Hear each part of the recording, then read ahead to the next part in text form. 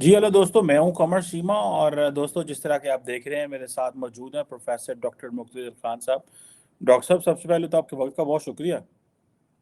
भाई thank you very much कमर साहब। आपको सलाम, आपके सुनने वालों को सबको सलाम, नमस्ते। जी बहुत शुक्रिया। डॉक्टर साहब, आज आपसे बड़ी इंपॉर्टेंट डिस्कशन करनी है, एंड दैट इज़ अबाउट ये जो नई नेशनल डिफेंस स्ट्रेटजी आई है। इसमें बहुत सारी इंपॉर्टेंट चीज़ें हैं, लेकिन हमारे साउथ एशिया के हवाले से जो इंपॉर्टेंट चीज़ें, बाकी भी मैं आपसे स्टेप बाय स्टेप चाहूँगा कि आपसे पर्सपेक्टिव लूँ। लेकिन ये साउथ एशिया के हवाले से ये है कि they have declared India as a major defence partner, जिसे कहेंगे, वो उन्होंने डिक्लेयर किया है। और उसमें ज़ाहिर बात है, प्राइमरली वो जो इंडो पैसिफिक रीजन के हवाले से बात कर रहे हैं। और वो कह रहे हैं कि इस खित्ते पे ये जो जो चार एक बेसिकली इंपॉर्टेंट पॉइंट्स हैं उस डिफेंस स्ट्रैटेजी में, उसमें एक ये इंडो पैसिफिक रीजन है। तो आप कैसे देखते हैं having India as a major defence partner? क्या ये टू वे ट्रैफिक है? क्या इंडिया जो है वो आप समझते हैं कि अमेरिका की जो डिज़ायर्स हैं उस पर पूरा उतर सकेगा, या इंडिया जो है वो अपनी एक जो ऑटोनमस पोजीशन रखने के को वो मेंटेन करेगा? क्योंकि हर जगह इंडिया का जो तस्करा वो कर रहे हैं, so it means they are expecting a lot. देखिए, इंडिया और America are potentially natural allies. इसमें मतलब ये क्लिशे नहीं है कि इंडिया दुनिया का सबसे बड़ा डेमोक्रेसी है और अमेरिका जो है सो दुनिया की सबसे पुरानी डेमोक्रेसी है। मैंने सिर्फ अमेरिका और इंडिया में आई हैव लिव्ड, और मैंने मुस्लिम कंट्रीज में ट्रैवल भी किया है, यूरोप में भी ट्रैवल किया है, साउथ अमेरिका में भी। लेकिन मुझे लगता है कि I M at home in both the countries, क्योंकि एनवायरनमेंट, हालांकि कल्चर इतना फर्क है, जबान में फर्क है और वेल्थ में डिस्पैरिटी है, लेकिन इट इज़ वेरी सिमिलर। तो मुझे ज़्यादा सीखना नहीं पड़ा अमेरिका में रहने के लिए। मुझे लगता है कि अगर हिंदुस्तान के मुसलमान सऊदी अरब जाते हैं तो they have to learn more to live there than यहाँ आने से, जो भी आए इंडिया से जो भी आता है। So they are natural allies.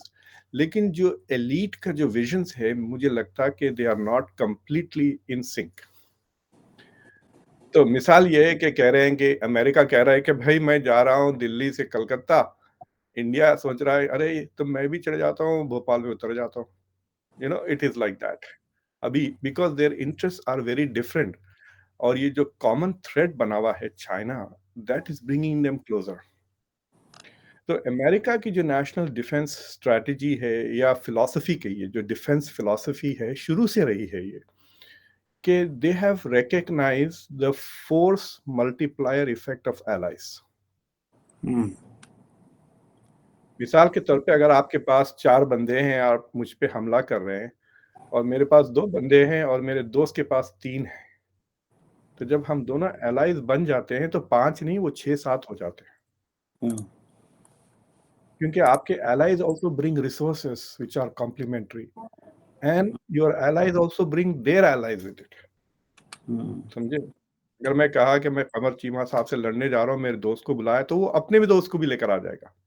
Hmm. Suddenly you see के मल्टीप्लाई होना इफेक्ट।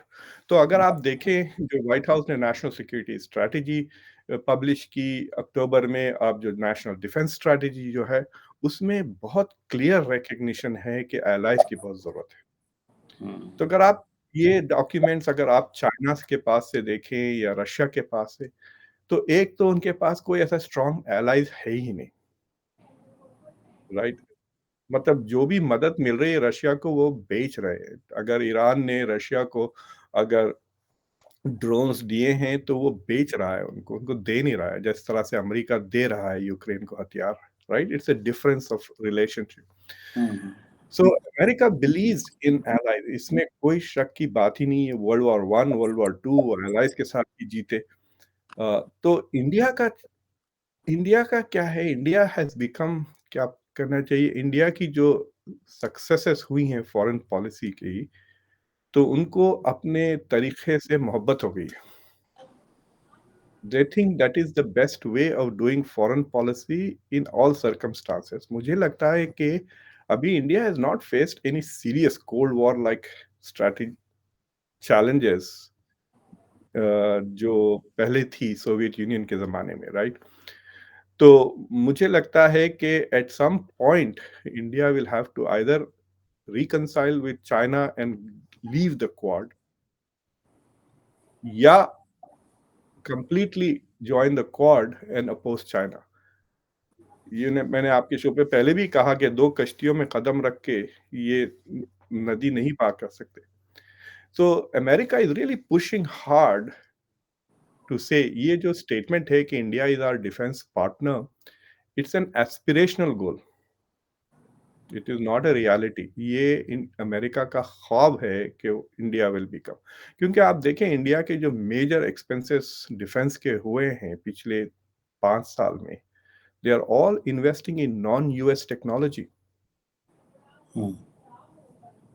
ठीक है, अगर आप एप्पल फोन बेचते हैं, राइट, आप मेरे पीछे पड़े हुए मुख्तदर, मेरा एप्पल का फोन खरीद लें, आप मेरा एप्पल का फोन खरीद लें, और मैं जाके डेल लैपटॉप लेता हूं, that is a good signal to you कि I am not interested in Apple technology.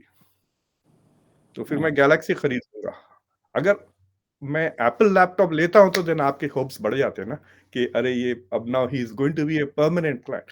क्योंकि आज से 10 साल पहले जब मैं डेल से एप्पल को स्विफ्ट हुआ तो फिर फोन भी बदले, फिर आईपैड्स लिए, हर चीज हो जाती ना. You get invested in that. उसके बाद आप बदल भी नहीं सकते क्योंकि घड़ी भी आपकी एप्पल की है. सो द यूएस में, यूएस की टेक्नोलॉजिकल ट्रैप को इंडिया डॉज कर रहा है. एयरफोर्स की खरीदे फ्रांस से, S-400 खरीदे रशिया से, दूसरे हथियार खरीद रहे हैं इजराइल से. सो टेक्नोलॉजी वगैरह इंडिया स्प्रेडिंग इट आउट. वो समझ रहे हैं कि हम दूसरे दूसरे कंट्री से खरीद कर हम उनको फ्रेंड्स बना रहे हैं. तो India is making its own allies, diversify करके. This is not something that Washington likes. लेकिन वॉशिंगटन इंडिया से अभी पैसे नहीं बनाना चाहता, एलाई बनाना चाहता है. तो मुझे लगता है कि that statement should be seen as an aspirational goal. जहां पर नेशनल सिक्योरिटी स्ट्रेटजी में जिस पैराग्राफ में इंडिया को डिफेंस पार्टनर की तरह कहा गया, मैं व्हाइट हाउस की स्टेटमेंट, उसी पैराग्राफ में कहा गया कि हम मिलकर, together we will do this this this, और उसमें सबसे ज्यादा अहमियत बर्मा के खिलाफ दी गई. और इसी चंद हफ्ते पहले इंडिया ने Burma, I don't know why Americans are still calling it Burma, Myanmar है वो. तो म्यांमार को एक सबमरीन प्रेजेंट कर दी इंडिया ने. India has gifted a submarine to Myanmar, शायद अक्टूबर की बात है. तो ये वॉशिंगटन में कोई भी धूम नहीं हुई. मैंने कहीं एडिटोरियल्स वगैरह नहीं देखी कि भाई ये क्या कर रहे हो, हम तो इस रिजीम के ऊपर सैंक्शंस है, इसके खिलाफ हैं. आप हमारे मतलब, Myanmar is not just an enemy of America, it's an enemy of civilisation. उसमें जेनोसाइड हो रहा है. वो सिविलियंस पे बमबारी कर रहे हैं, सिविलियन ओपन एयर कॉन्सर्ट्स पे एयरफोर्स से बमबारी कर रहा है म्यांमार अपनी ही पॉपुलेशन पर. तो सो द क्वेश्चन इज के डिफेंस पार्टनरशिप्स किस चीज में है? Are we partners to deter China? US documents में साफ लिखा हुआ है कि क्वाड का मकसद है to deter China in the Indo Pacific, ताकि इंडो पैसिफिक ओपन रहे. इंडिया के पास से मुख्तलिफ स्टेटमेंट आते हैं. वो कहते हैं कि this is a dialogue, not a strategy, it's not an alliance. वो डायलॉग कहते हैं. India is trying to develop, और प्रॉफिट्स हुए हैं. India and US have collaborated on cyber terrorism Quad के थ्रू. उनकी पार्टनरशिप्स क्लाइमेट चेंज में हुई है, और कोविड, तो कोविड, क्लाइमेट, ये दो सीज में बहुत पार्टनरशिप हुई. अब वो तीसरा सी जो है चाइना का, that we have to wait and see के हाउ. आई थिंक जब गलवान में जो हाथापाई हुई थी, वहां पे I think the Quad missed an opportunity to aggressively support India. अगर गलवान के झगड़े, और वो झगड़ा काफी चंद हफ्ते तक था ना, वो ये नहीं कि 1-2 दिन ही चला वो. तो अगर यस. उस जमाने में अगर अमेरिका आगे बढ़कर कोई स्पेशल ऑनवॉय भेज देता, गलवान को, जब नरेंद्र मोदी भी गए थे वहां पर, तो इंडिया के प्राइम मिनिस्टर अगर अकेले जाने के बजाय कोई स्पेशल ऑनवॉय को अगर वो भिजा देते वॉशिंगटन से, जो उनके साथ गलवान का दौरा करते, या कुछ इमीडिएट कोई मिलिट्री ऐसे तोहफ़तन कोई ऐसी मिलिट्री चीज़ें भिजा देते, टेक्नोलॉजी वगैरह, हम्म। तो आई हैव अ फीलिंग कि बहुत पब्लिक और प्राइवेट दोनों तरीके से ये अमेरिका का कमिटमेंट, मुझे लगता है कि इंडिया में अभी भी the elite of India is very suspicious about America. उसकी क्या वजह है sir, why it is suspicious, मैं जस्ट लाइक, और ये सारी, एक चलो वो तो मुझे नजर आता है कि ठीक है, आप डॉज कर रहा है अमेरिका को India in terms of getting military equipment from different, वो जो है उधर उस तरह, लेकिन क्यों सस्पिशन क्यों है? क्या वो समझते हैं कि हमें यूज़ किया जाएगा, वो समझते हैं कि हमें डाइवर्सिटी रखनी है, या वो समझते हैं कि हम जो नॉन अलाइनमेंट से एग्जैक्ट डायरेक्टली अलाइव बनना, ये बड़ा तेज सफर है और हमें थोड़ा स्लो स्लो ये सफर तय करना चाहिए? क्या वजह है? एक तो है कि इंडिया के सारे लीडर्स बड़े बूढ़े हैं, तो यानी वो सोवियत एरा में ज़िंदा थे। Yes. They were not just alive but they were also active. तो हम्म। वो थोड़ी वो सोवियत एरा की सस्पिशन वेस्ट की तरफ है ही एक। नंबर 2, बट अमेरिका का record is not very good. आपको पता है अमेरिका ने जो यहाँ पे नेटिव अमेरिकन्स कहते हैं, जो पहले लोग रेड इंडियंस कहते थे, लेकिन it is considered an insult. वो ना तो इंडियंस है, ना वो रेड है, ठीक है? तो उनको नेटिव अमेरिकन्स कहते हैं। तो नेटिव अमेरिकन्स के साथ अमेरिका ने कुछ हज़ार से ज़्यादा ट्रीटीज़ साइन की और हर ट्रीटी को तोड़ दिया। America has broken every treaty it signed with native Americans. उनको धोखा दिया। 1 बार नहीं, 2 बार नहीं, 3 बार नहीं, 100 बार नहीं, 1000 बार। तो एक ये है। दूसरा, आप कर्ड्स को ले लें। 92 में कर्ड्स को चढ़ाया, फिर सद्दाम हुसैन ने उनको गैस कर दिया, 50-60 हज़ार मर गए। कुछ नहीं किया अमेरिका ने, उनको चढ़ाया, उनको इस्तेमाल किया, फिर उनको छोड़ दिया। अब फिर आईसिस जो बात करते हैं ना, अमेरिका ने नहीं हराया, कर्ड्स ने हराया आईसिस को on the ground. Curds, main and women, उन्होंने जो फिज़िकली जो ज़मीन पे जो फाइटिंग की है इन्फेंट्री, वो ज़्यादातर कर्डिश फोर्सेस थी, जो आईसिस को मार-मार के, भगा-भगा के मारा है। अमेरिका ने इंटेलिजेंस प्रोवाइड की, हथियार प्रोवाइड की, एयर कवर प्रोवाइड की, फिर उनको अबैंडन कर दिया। दोबारा तो 2 बार कर्ड्स को छोड़ा, अफ़गानिस्तान को 2 बार धोखा दे दिया। 1989 में छोड़ के चले गए, फिर 2021 में छोड़ के चले गए। तो अगर अमेरिका का इस तरह से रिकॉर्ड है कि जब अमेरिका की ज़रूरत होती है, तो अमेरिका आपका इस्तेमाल करता है, और जब अमेरिका को पलट जाना होता है, तो वो पलट जाता है। और देयर इज़ एक रेसिज़्म है अमेरिकन फॉरेन पॉलिसी में। आपको ये कोई बड़ा मुल्क ये नहीं कहेगा कि अमेरिका ने हमें धोखा दिया है। हम्म। ये सारे ब्राउन मुल्क हैं जो आपको लंबी फ़हरिस्त दे सकते हैं। पाकिस्तान में भी ये परसेप्शन है ना कि America has abandoned us. Saudi Arabia के एक नेशनल सिक्योरिटी एडवाइज़र हुआ करते थे, मैं उनका नाम भूल रहा हूँ, उन्होंने वॉशिंगटन पोस्ट में इतना ज़बरदस्त आर्टिकल लिखा था कि क्या पागल हो गया है ओबामा के ज़माने में। क्योंकि इवन द साउदीज़ फेल्ट के अमेरिका हैड अबैंडन्ड देम। जुलाई में वो गए सऊदी अरेबिया, प्रेसिडेंट बाइडेन दोस्ती करने के लिए फिस्ट बम्प करके आए एमबीएस के साथ। अब देखें फिर वॉर ऑफ वर्ड्स चल रही है।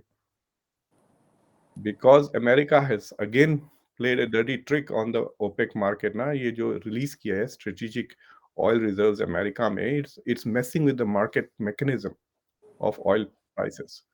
तो लोग वेरी क्लियर है कि अमेरिका आपकी मदद करेगा, but also you have to be तो केयरफुल। तो इंडिया जानता है अमेरिकन हिस्ट्री इस तरह से लंबी सी, और so they are very unsure. तो मुझे लगता है कि America is going to have that problem with this current generation of Indian leadership. जो नई यंग लीडरशिप आएगी, मेरे ख्याल से they will be willing to take a chance with the US. और दूसरी चीज़ ये है कि अगर इंडिया का America has become a major trading partner, तकरीबन $250 बिलियन से ज़्यादा ट्रेड होता है। हम्म। तो अगर इंडिया और अमेरिका ट्रेड के मामले में और ज़रा इस तरह फँस जाते हैं ना, इंटरडिपेंडेंस हो जाती है, हम्म। तो मुझे लगता है then India will be able to take more risks with America. Hmm. इस वक़्त it is not ready it is not, वो बेट नहीं करना चाह रही है। See that's the thing, bet से फ़ायदा तो बहुत होगा इंडिया का in the short run, there is no doubt. अगर इंडिया प्रपोज़ करता है कि क्वाड को एक फॉर्मल अलायंस बना दें, हम्म। और ये जो डिफेंस पार्टनर है ना कमर साहब, इट इज़ नॉट ऐसी बोलने वाली बात नहीं है। हम्म। अमेरिका के लिए there are categories. So for example अगर आप यूक्रेन की मिसाल ले लें, तो Ukraine was never a member of NATO. वो बनना चाहता था बट इट इज़ नॉट। लेकिन अगर आप जाके एक्चुअल नेटो यूक्रेन की रिलेशनशिप देखें आप 2014 से, तो उसमें भी इस तरह के टर्म्स इस्तेमाल करते हैं, डिफेंस पार्टनर, डिफेंस ये वो, विथआउट सेइंग कि फुल ट्रीटी अलाइ। लेकिन उससे बेनिफिट्स मिलना शुरू हो जाते। अमेरिका आपको फ्री ट्रेनिंग देना शुरू कर देता। हम्म। अमेरिका के साथ आप जॉइंट वॉर गेम्स शुरू करना शुरू कर देते। अमेरिका आपको जो है सो डिफेंस टेक्नोलॉजी देना शुरू कर देता है already. So by becoming a defence partner America का, India is also going to benefit without becoming a full ally. Commitment दिए बगैर इंडिया को कई चीजें मिल जाएंगी। दूसरी चीज ये है, अगर इंडिया इसराइल से कुछ बहुत ही सीरियस किस्म की टेक्नोलॉजी लेना चाह रहा है, तो it is not going to happen without a yes from the US, right? तो तो यूएस से यस मिल जाएगी। अगर इंडिया चाहता है कि हम कोई फ्रांस से या बर्तानिया से एक न्यूक्लियर सबमरीन्स खरीदें, तो वो उसके लिए भी सर जो मेजर स्ट्रेटेजिक वेपन्स है यूएस एलाइज से, वो यूएस के अप्रूवल के बगैर नहीं हासिल कर सकेंगे। So in that sense by becoming a defence partner already India is eligible. जैसा आप कहते हैं कि भई आप हमारे क्लब के मेंबर बन जाएँ, लेकिन अगर आप मेंबर नहीं भी बने, अगर यस। आप इंटरेस्टेड हैं तो चलें हम आपको वीकेंड्स पे क्लब मेंबर के डिस्काउंट्स दे देते हैं और आप अपनी फैमिली के साथ आया करें। You can use our swimming pool, you can use our table tennis room, इस तरह की बेनिफिट्स मिलना शुरू हो जाते हैं even before you become a member, right? तो वैसी चीज़ है ये डिफेंस पार्टनरशिप। बिल्कुल सही। अच्छा डॉक्टर साहब एक बात बताइए, आपने म्यांमार का ज़िक्र किया, मैं एक छोटा-सा क्विक क्वेश्चन चाहता हूँ, इस पे ज़रा थोड़ा-सा मुझे जवाब दे दें, फिर मैं अगली डिस्कशन करता हूँ। व्हाई जी इंडिया हाँ। Is why India give basically the submarine to Myanmar, आप क्या समझते हैं? अमेरिका को नाराज़ करके आपने बिल्कुल सही कहा कि वो तो एक सिविलाइज़ेशन को जो है ना वो ख़त्म करने जा रहा है। क्या ये दिस इज़ अ ट्रेंड कि जो म्यांमार से जो मुसलमान हैं वो इंडिया ना आएँ, या कि ये एक ट्रेंड है क्योंकि बहुत सारे जो म्यांमार्स आई आई हर्ड कि वो इंडिया में रह रहे हैं, या क्या आप समझते हैं कि इंडिया जो है वो अपनी ऑटोनॉमी रखना चाहता है? How how do you see what is the logic behind that? देखिए ऑटोनॉमी रखना is, India has played a very, क्या बोलना चाहिए, not a positive role Myanmar के मसले में, बिकॉज़ वो सारे रेफ्यूजी मुसलमान हैं, जो हुँ। रोहिंग्या के आ रहे थे। तो वो नहीं चाहते कि और 10,000 15,000 या 1, 2, 3 लाख और मुसलमान आ जाएँ, बस जाएँ। ये बांग्लादेशी रेफ्यूजीज़ के बारे में ही बहुत ज़्यादा गड़बड़ होती है ना, कि दिल्ली में भी बहुत है, इधर भी बहुत है, ये वो। तो मुझे लगता है कि इंडिया बेसिकली म्यांमार के साथ ये अंडरस्टैंडिंग है कि भाई तुम जो भी करो, किधर भी भगाओ इनको, बांग्लादेश में भगाओ, मलेशिया में भगाओ, थाईलैंड की तरफ भगाओ, यूरोप की तरफ भगाओ, लेकिन इंडिया की तरफ ना भगाएँ। तो इंडिया के साथ जो बहुत ही लंबा बॉर्डर है ना मेघालय वगैरह की तरफ, तो वो जो लंबा बॉर्डर है, इंडिया आई थिंक 3-4 चीज़ें चाह रहा है। एक तो वहाँ से रेफ्यूजीज़ इंडिया में ना आएँ। दूसरी चीज़ ये है कि वो इस्तेमाल भी ना करे वो टेरिटरी। हुँ। तो देयर आर रूमर्स के आर्म्ड ग्रुप्स मणिपाल वो मेघालय उस एरिया से भी are working with the Myanmar government. तो हुँ। उसमें क्लैरिटी मतलब ओपन सोर्सेस में उतनी क्लैरिटी नहीं है मतलब इंडिया की। But Bangladesh is very unhappy with what India is doing on the hmm. Myanmar. ये है become a big issue between India and Bangladesh, क्योंकि बांग्लादेश के साथ नॉन स्टॉप झड़पें चल रही हैं बॉर्डर पे, पता है आपको? मतलब हुँ। इट्स लाइक जैसा कि इंडिया पाकिस्तान के बॉर्डर पे कभी-कभी हमेशा वो हॉट होता है ना कि फायरिंग चलती रहती है, कभी-कभी तो यहाँ पर भी उसी तरह से it has become a hot border Myanmar का और बांग्लादेश। बांग्लादेश अब ड्रोन्स खरीद रहा है, बांग्लादेश अब वेपन्स की तलाश खुद खरीदने की कोशिश कर रहा है टू तो अगर इंडिया कहता है कि we are just pursuing our self interest तो शायद बांग्लादेश को भी वो हथियार दे, हम्म, बांग्लादेश को भी तो जेट फाइटर्स दे दे फ्री में जिस तरह से म्यांमार को सबमरीन दी। बट नहीं होगा वो बिकॉज़ बांग्लादेश का main security threat is Myanmar और जो हम्म, रेफ्यूजीज़ वहाँ पे आ रहे हैं उसके जो मज़ीद मसाइल पैदा हो गए। So it is not a big issue in US India relations अभी hmm, and I don't know why. I don't मुझे समझ में नहीं आती कि व्हाई पब्लिक अगर प्राइवेट में डायलॉग हो रहा है क्योंकि इंडिया की भी फॉरेन पॉलिसी की जो ब्यूरोक्रेसी है वो काफ़ी बड़ी है। हम्म, कई और यूएस की भी बड़ी है। तो जो मेबी 5th-6th लेवल पर जो लोग ये काम करते हैं स्टेट डिपार्टमेंट और एमईए में उनके बीच में डिस्कशंस वगैरह हो रहे हैं about Myanmar. But it has not come all the way up to foreign minister जो 2 बाय 2 जो मीटिंग होती है उस 2+2। उसमें हाँ, 2+2 की जो एजेंडा है वहाँ तक नहीं पहुँचा म्यांमार का मसला, उसके नीचे ही है। तो मतलब ऐसे और भी दूसरे मसाइल हैं जो have not reached that level because देखिए आप जब किसी की तरफ पार्टनरशिप की तरफ बढ़ने की कोशिश करते हैं तो you focus on common interests not on problems. Yes. तो करीब जब आप आ जाते हैं कॉमन इंटरेस्ट के बेसिस पे then it becomes easier to deal with the problem than अगर आप दूर हों। तो I think India and America are in that mould. True. India के साथ बहुत प्रॉब्लम्स हैं। इंडिया के स्टूडेंट्स को वीज़ाज़ में देरी लग रही है, टेक हम्म, वीज़ाज़ में देरी लग रही है, तो अमेरिका इज़ ड्रैगिंग हिज़ फूट। अभी मैं एक लंबा डिस्कशन किया था कि इंडिया ने अभी तक यूएस ने अभी तक एम्बेसडर नहीं अपॉइंट किया। Yes. Right? So why is that happening? So there are some issues which also makes Indians think, is America really very serious about this or not? हम्म। अच्छा डॉक्टर साहब, एक और बात बताइएगा कि इस नेशनल सिक्योरिटीज जो US defence department of defence की जो स्ट्रेटजी है, Yeah. इसमें एक चीज है अमेरिका के हवाले से, वो ये कह रहे हैं कि जो सबसे इम्पोर्टेंट उनका जो पॉइंट था वो ये था कि हमें अपने होमलैंड को डिफेंड करना है, क्योंकि Yeah. There is a growing multi domain threat posed by the People's Republic of China. तो आप क्या समझते हैं, चाइना जो है वो कैसे मल्टी डोमेन थ्रेट जो है वो अमेरिका की होमलैंड को कैसे पहुंचा सकता है? ये तो जरा हमें इस पे, this is very important, this is what first thing which they said. तो मैंने अफ़वाहें सुनी हैं कि चाइना ने पुलिस स्टेशन बना रखे हैं अमेरिका के अंदर। अच्छा। चाइना के पुलिस ऑफिसर्स ऑपरेट करते हैं यहाँ पे, अपने डिसिडेंट्स के पीछे जाते हैं। हम्म। आपको पता है एक ज़माने में ईरान भी अपने डिसिडेंट्स को अमेरिका में मारता था। अच्छा।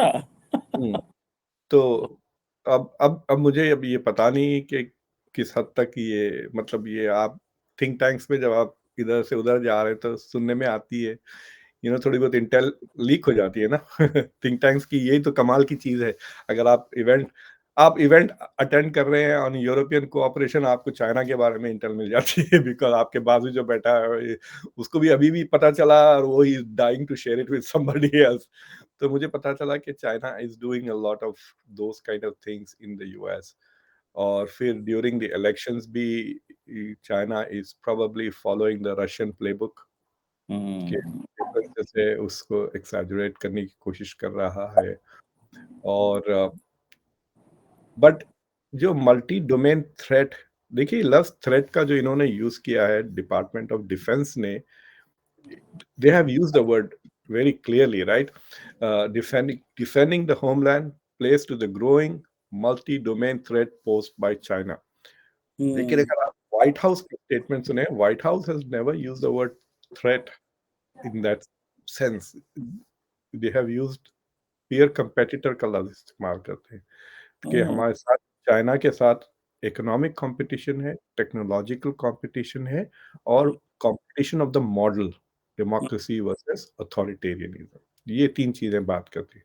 लेकिन the military is looking at it as a defence threat because military has देखिए military faces China on a daily basis ना, साउथ चाइना सी में। तो चाइना की जो एयरफोर्स है वो कॉन्स्टेंटली प्रोवोक करते रहती है एयरफोर्स को। आपने टॉम क्रूज़ का मूवी मैवरिक देखा है? पहला वाला हाँ, तो वो पहला मूवी में दे डू अ ट्रिक यानी जो सोवियत यूनियन का प्लेन जाता है, तो उसपे टॉम क्रूज़ इस तरह जाके पलट जाता है प्लेन में। तो वो फेस टू फेस हो जाते हैं विंडो में, फिर उसको उँगली दिखाता है टॉम क्रूज़। तो ये तो इमेजिनरी हॉलीवुड ने फ़िल्में बनाई ना, चाइना के पायलट्स ये एक्चुअली करते हैं। वो आ जाते हैं यूएस F-16s के ऊपर और 30 फीट तक करीब आ जाते हैं और फिर वो टॉम क्रूज़ के वो ट्रिक्स करने की कोशिश करते हैं। तो अमेरिका ने 2-3 बार वार्निंग भी दी कि इससे एक्सीडेंट्स हो जा सकते हैं। अगर वो जेट आउट ऑफ कंट्रोल होके लग गए, टक्कर हो गई, right? Literally can you imagine this कि 2 जेट फाइटर के बीच में टक्कर हो गई because he is the Chinese guy is trying to pull a trick और उस टक्कर होगी तो इट इज़ क्वाइट पॉसिबल कि द यूएस एयरक्राफ्ट कैरियर अगर मिसअंडरस्टैंड करा, तो दे विल फायर। वो पूरी चाइना की पूरी जितने भी हवाई जहाज़ उड़ रहे हैं, उनको तो 1 ही सेकंड में निकाल देंगे। They will shoot them all down. देखिए वो पुराने ज़माने के डॉग फाइटिंग डेज़ चले गए हैं, उस तरह की एयरफोर्स नहीं है, it is just shoot and kill है वो। तो वो immediately the heat seeking missiles launch करें, वो बच के भी नहीं जा सकते। तो it could start an immediate war. तो ये कई आप पढ़ के देखें इसको डिटेल्स में कहीं, दीज़ आर पब्लिक डोमेन में है ये इन्फॉर्मेशन। तो चाइना तो मिलिट्री नोज़ कि इनकी कैपेबिलिटीज़ क्या हैं और they are facing them on a daily basis, खास तौर से ताइवान के करीब, जापान के करीब, अमेरिकन और फिलीपींस के करीब American navy and American navy के पास भी 5-6 हज़ार एयरफोर्स के प्लेस है ना, उनकी खुद की एयरफोर्स है। So they are constantly confronting this Chinese, तो that's why they see China as a military threat. जहाँ तक स्टेट डिपार्टमेंट और व्हाइट हाउस डू नॉट उनका विजन इज स्लाइटली ब्रॉडर, तो they are looking at it from a strategic competition. अगर तो उन्होंने realise किया है कि China is rapidly seeking not just to become a player but also seeking to change the rules of the game. देखिए खेलना तो सबको आता है, ट्रू। लेकिन आप रूल्स ऐसे डिफाइन करें, जैसा कि आपके हॉकी देखें, आप इंडिया पाकिस्तान कितना मेडल्स जीतते थे, फिर इन्होंने कहा कि ठीक है हम एस्ट्रो टर्फ डाल देते हैं, खत्म हो गई। अब सेमीफाइनल में भी आना मुश्किल हो गया, right? They have changed the rules of the game, rule बदल दिया, राइट? ड्रिबलिंग कुछ नहीं चलती है, दूर से बस लाइन लगाए, ठकाक मारे, गोल हो जाए। तो they change the rules of the game to suit their style of playing.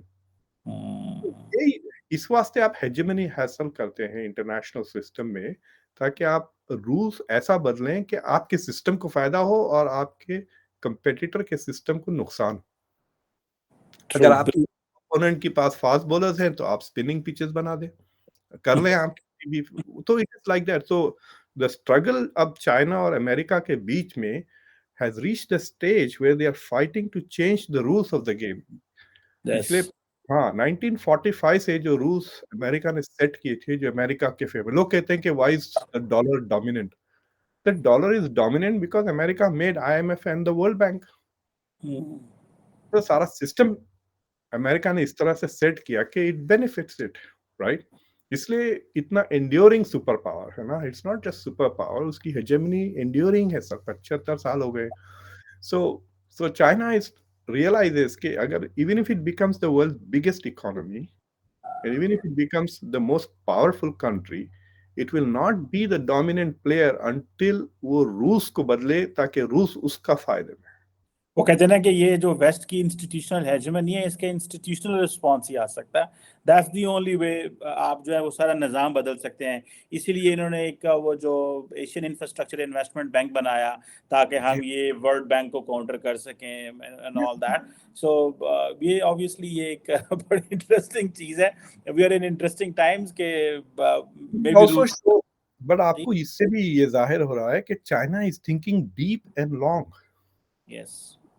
आपको पता है कि वेस्ट की सबसे जो फर्स्ट स्टेप वेस्ट का डोमिनेशन की तरफ वाज कॉलोनाइजेशन। यस। खुलेआम लूटा है ना इंडिया से। बाद एस्टिमेट्स के मुताबिक इंडिया मतलब इंडिया, पाकिस्तान, बांग्लादेश, इस इलाके से 43 ट्रिलियन डॉलर्स चुराए हैं बरतानिया ने। 43 ट्रिलियन डॉलर्स। आपको पता है अमेरिका की मशहूर यूनिवर्सिटी है Yale, one of the Ivy Leagues. मेरी बेटी वहां पढ़ती है, तो मुझे एक दिन फोन करके कहती है, did you know that the person जिसके नाम पे येल यूनिवर्सिटी बनी है, उसने पैसे कहाँ बनाए? उसने चेन्नई में बनाए पैसे। वो ईस्ट इंडिया कंपनी के लिए काम करता था जिसने येल को जो डोनेशन दिया वो इतने पैसे। तो ये वेस्ट ने कॉलोनाइजेशन के थ्रू लूटा। फिर सेकंड जो इंटरनेशनल ऑर्डर, मल्टीलैटरलिज्म जो हम बातें करते हैं, ये सारा सिस्टम उन्होंने बना लिया। तो China has to go through the same process. तो चाइना का जो बेल्ट एंड रोड इनिशिएटिव है, ये चाइना का अटेम्प्ट है to colonise the world. True. तो China belt and road initiative की तरफ दुनिया को लूटेगा फिर उसके बाद वो रूल्स बदलेगा जिस तरह west is going to follow the same playbook कहते हैं। तो so that is the challenge with it. तो India, I don't know whether India sees, जिस तरह से मैं आपको कह रहा हूँ कि चाइना का जो चैलेंज है, क्या इंडिया अग्री करता है इससे? अगर इंडिया अग्री करता है तो दो चीजें इंडिया को करनी चाहिए। एक, कि जो करंट सिस्टम है, क्या इंडिया को इंटरेस्ट को वो प्रोटेक्ट करता है या नहीं। और दूसरा चीज ये है कि जो आइंदा जो सिस्टम आएगा, is that going to be better for India और नॉट। यस। अगर इंडिया के पास इस सवाल का जवाब है कि अगर the current system is more beneficial to India because it is a democracy then the next system, then India should help the US defend this system. But if India thinks कि ये सिस्टम हमारा interest में नहीं है, then India should help China change the system. मतलब it is as simple as that. True, बिल्कुल सही कह रहे हैं सर। ये ऑब्वियसली दिस स्ट्रगल जो है दैट स्पैन्स ओवर डेकेड्स, और हाँ, वही मतलब ये तो आइंदा 30-40 साल में इट जी। इज क्वाइट पॉसिबल कि आप और मैं अपने नकली दांत लगाकर ऑटोक्रेसी की तारीफ कर रहे होंगे। हु नोज 25-30-40 साल बाद यू नो। सही कह रहे हैं, बिल्कुल सही कह रहे हैं, एब्सोल्युटली राइट। जी हाँ। Thank you very much doctor साहब, it was a pleasure talking you and learning from you. बहुत शुक्रिया, बड़ा मजा आया once again. Thank you thank sir. You.